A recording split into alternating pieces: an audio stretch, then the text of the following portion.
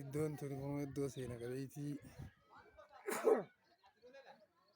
gamoo Xaaliyaan ijaaree asitti dhiise.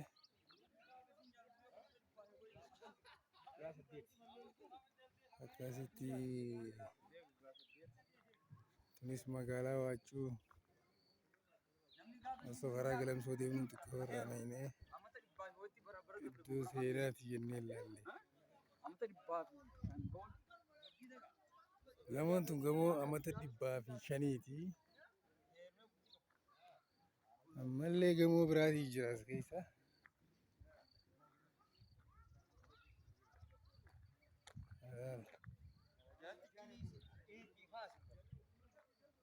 As keessa amma gamoo biraatii jira.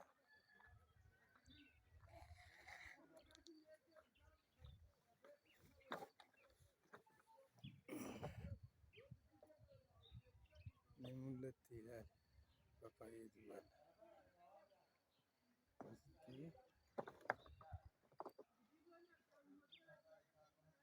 Bakka kana kunoo yaadannoodha jedhanii wareegamtoota hedduutti wareegaman waan ta'eef akkas kunoo masgiida yaadannoo jedhama masgiidatti ijaaranii jechuudha.